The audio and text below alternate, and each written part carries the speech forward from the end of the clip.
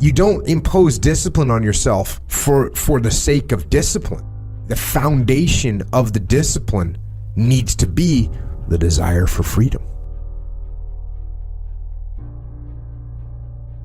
We all know that we have to, impose some discipline on ourselves.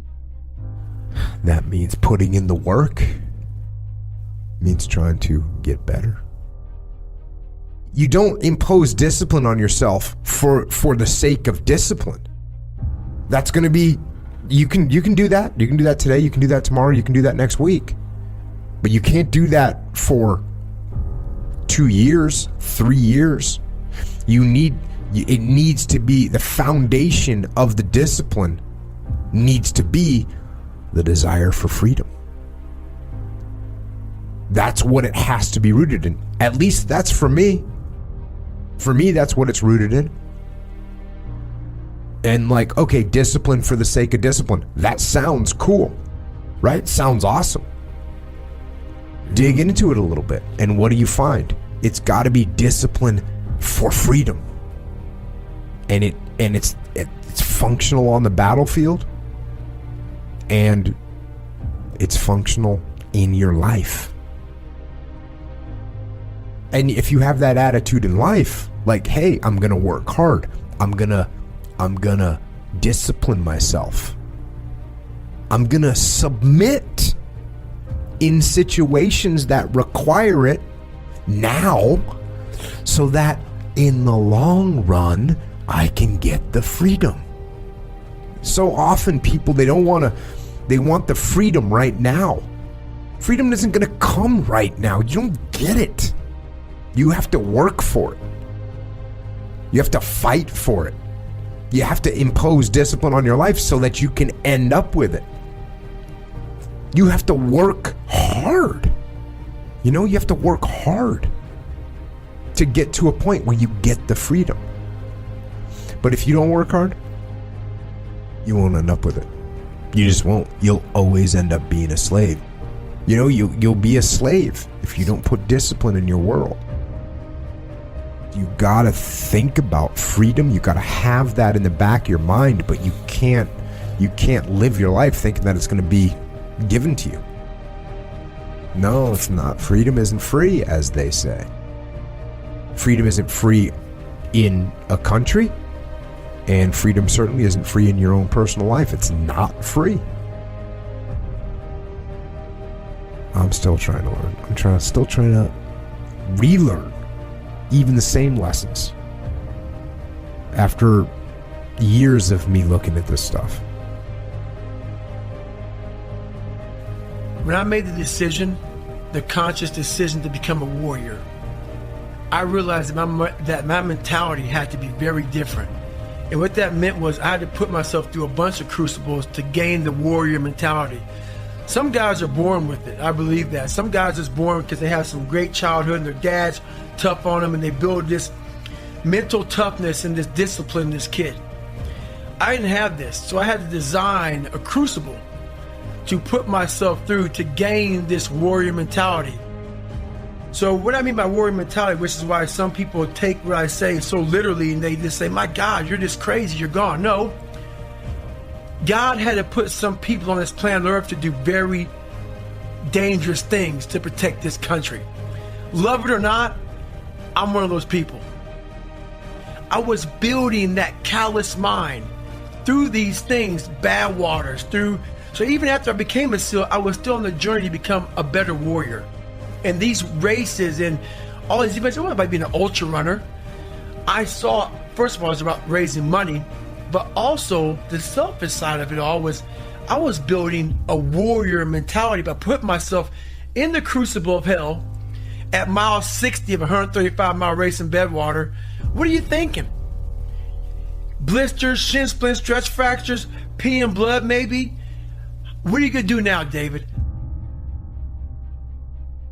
A lot of people set these great goals, like they want to do Badwater, or they want to do an Ironman, or they want to be a millionaire, or whatever they want to do. They have these great goal lists, and they're amazing. Goals are important. But what we don't do in life, which is why people quit in SEAL training and they quit in these different things, we don't look at ourselves in the accountability mirror and take care of the number one thing before you start a goal. Let's take care of our insecurities, because they're going to surface when you put yourself in the crucible and you're suffering.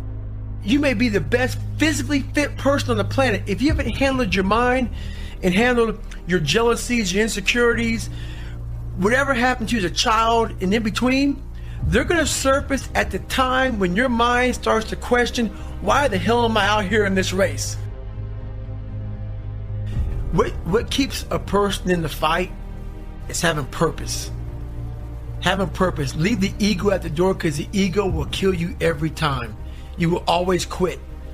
So that's why I've been able to get through things, because I know I was a scared, uneducated kid who stuttered and had zero.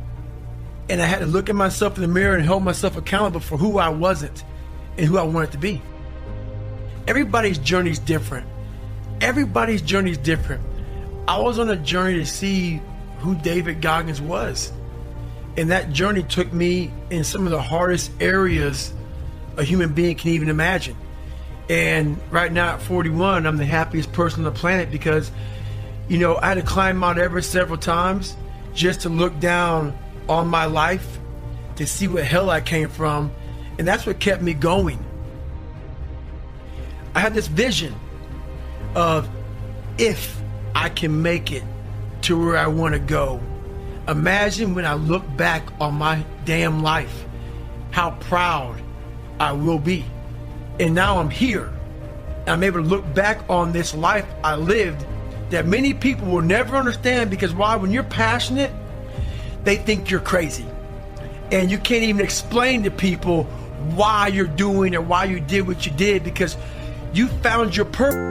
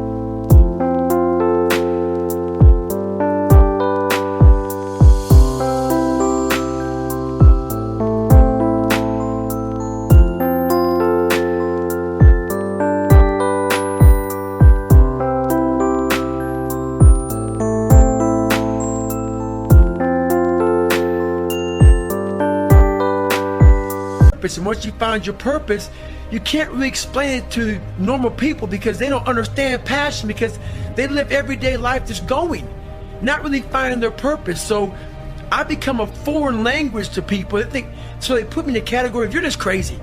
No. I'm passionate. I found my purpose in this life.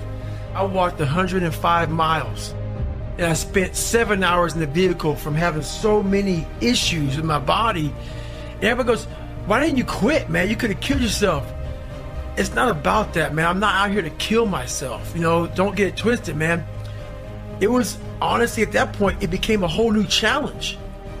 The challenge was always to do my best.